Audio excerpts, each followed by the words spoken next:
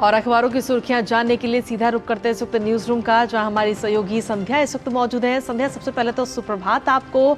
और आज जो अखबार आए हैं उन अखबारों में क्या कुछ खास सुर्खियां हैं, क्या कुछ खास खबर है? संध्या जी, सुप्रभात कृतिका और आंचल। आज के अखबारों की सुर्खियों की बात करें तो बिहार के मुख्यमंत्री नीतीश कुमार अब महिलाओं पर की गई आपत्तिजनक टिप्पणी को लेकर के घिरते नजर आ रहे हैं।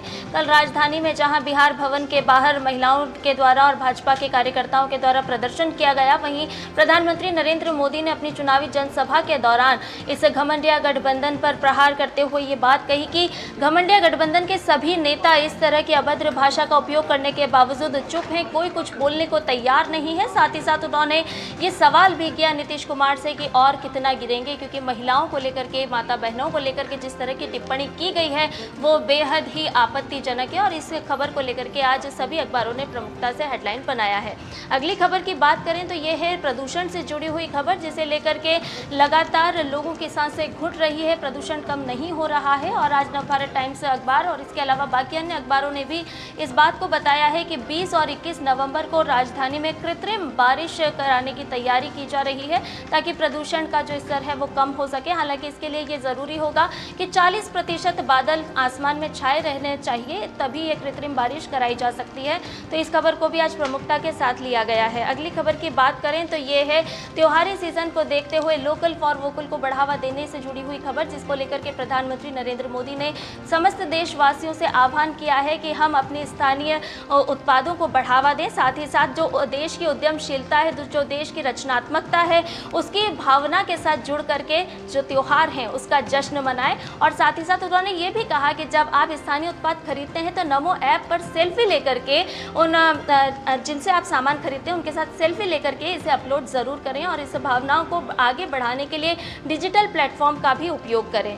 अगली खबर की बात कर लेते हैं तो ये है शिक्षा जगत से जुड़ी हुई खबर, जिसे आज सभी अखबारों ने प्रमुखता के साथ लिया है और बताया है कि उच्च शिक्षा में भारत एशिया में नंबर 1 पर है और चीन को भी इसने पीछे पछाड़ दिया है।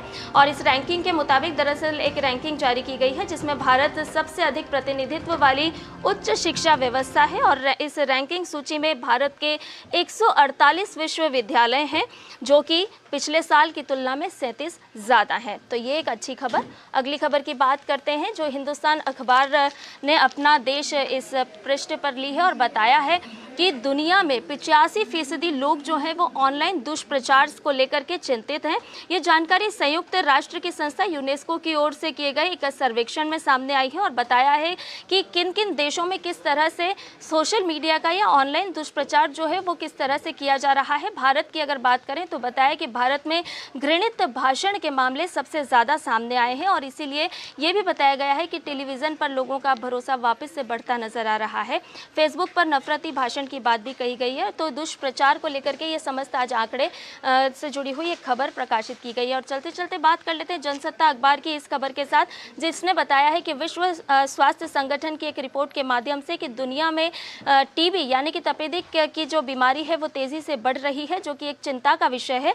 हालांकि ये बताया गया है कि 2021 के आंकड़े 1 करोड़ 3 लाख से अधिक थे, जिसमें भारत में 60% से कम टीबी के मरीज दर्ज किए गए थे। लेकिन 2022 में ये आंकड़े बढ़े हैं, जिसकी वजह से एक चिंताजनक ये खबर के साथ आज रिपोर्ट बताई गई है और बताया कि वैश्विक स्तर पर 2022 में अनुमानित 1 करोड़ 6 लाख लोग टीबी से बीमार पड़े हैं। तो ये है आज के अखबारों की वो प्रमुख खबरें जो हेडलाइन बनी है।